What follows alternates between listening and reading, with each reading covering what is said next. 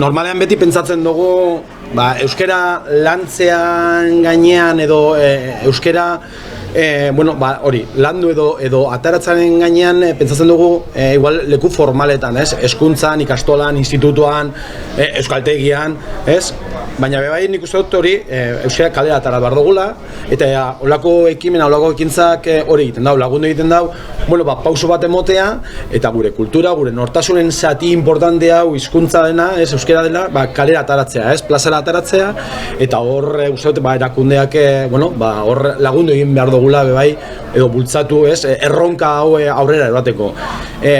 Badaukagu zor eremu batzuk, argi direzenak, esan dut gazten artean, hezkuntzan, instituto barruan, gazte guztiak, euskera dakite, euskera lantzen dute, baina zer gertatzen da kanpoara irtetzen dugunean, nagusiak edo nagusiagoa garenok bebai, etxean edo lanean bebai, gero eta gehiago harremana euskara izaten da, baina kalera joaten garenean, mendira, poteatzen, pala partidu bat, musean gabiltzanean, hor ja batzutan astu egiten dugu, eta igual euskara beste momentu baterako egiten dugu, eta ekintza honek egiten duena da, lagundu egiten duena da hori, kalera ateratzea, hartu emona zabaldu, zergaitik euskaraz, normaltasunez egiten dugunak beste batzuekaz, galdakostarrak edo basauritarrekin, hartu eman hori euki, eta euskaraz bizi, baina kalean beste momentu batzutan, eta horre uste dut danok bat egin behar dugula, eta gure nortasun hori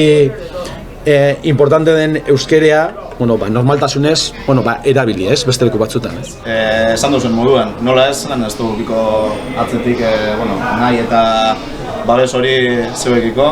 Uste dut olako proiektu bat herrietan polita dela, euskadiko mugitzen den edo zerta gaia olako taldeak sortzen direzenan herrian eta herriko jende ezaguna ikustea euren artean hitz egiten eta euskara sustatzen, uste dut guraldetik babestea baino jakula geratuten. Eta askotan esaten den moduen. Uste dut jente askok euskara ikastean edo berbaitean edo mundu bat deskubritzen dauela. Askotan esaten da mundua dauela hortik euskaran inguruen eta benetan uste dut hori egia dela, horretan sinesten dut, eta alkate moduen eta udalaren ordezkari moduen babestea baino jaku geratuten. Eta ea, gero eta jente gehiago animatzen da.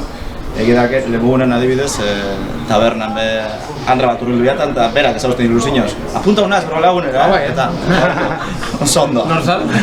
Ana Marika, esango zuz, bai. Eta orduen, horrek behek jendeak adieraztea ilusioa. Euskeraz egongo dalako, beste batzukaz, herriko beste batzukaz bizitzen, hainbat jarduera ezberdina dauzelako eta guraldetik benetan oso pozgarria da eta oso ekimen polita eta honekin jarraitu behar dugu. Normalean, igual nire bizitzan edo kuadrillan naiz eta euskera jakin, beti dago norbait ez dakiena eta azkenean ohitura eta beti erderara jotzen dugu. Orduan, hori zen ona eta nik kasu honetan posiblia neukan laguntzea bebai ikasten duen jendeari edo animatzeko, hori izan da gutxi gora bera nire arrazoia. Basu goitzez eta beste arratsaldez. Esan nion Asierreri, nire ustez hau gitxiegi esaten da ordu bat astero. Nik behar dut edo nahiago dut zeo gehiago. Eta orduan esan zidan, nahi baduzu beste talde baten izatea, posiblea da, primeran. Eta orduan, ni jubilatuta nagoenez, hori. Orduan, bata goizez, bestea beste egun baten, arratsaldez. Eta oso pozik nago, eta nire asmoa da jarraitzea amaitu arte. Bizitza amaitu arte.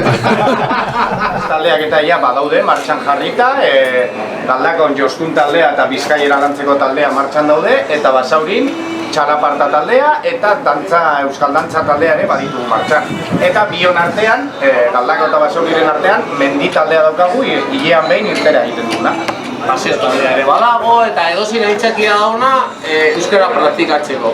Kafetxu bat hartu, paleta jokatu edo dana dalakoa, baina euskara bultzatzea, hori da gure helburua. Gero, horrez gain, taldez gain, berbalagunek ere ekintzak antolatzen ditu, herritarrek ekintza horiek euskeraz egin alditzaten, yoga tailerra, hitzaldiak, festak, jaiak, beraz, aitzakia guztiak erabiltzen ditugu, jendeari aukera hori zabaltzeko. Bueno, eta guraso lagun taldeak martxan jarriko ditugu abendutik aurrera. Beraz horrere ekimen polita da, familiaren barruko komunikazioa euskaraz izan dadin eta horretan guk laguntzeko. Bai familiaren barruko komunikazioa eta baita familien arteko, familia ezberdinen arteko komunikazioa.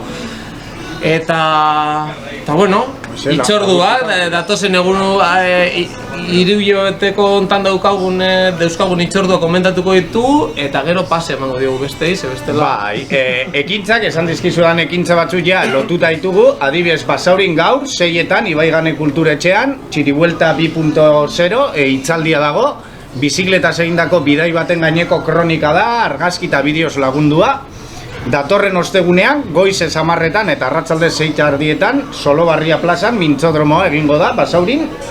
Eta azaroaren 10:00 aurkezpen jaia. Aurkezpen jai hori Zutarri tabernan izango da, eta ikasle, berbalagun, herritarrak gonbidatuta daude noski guztietan parte hartzera.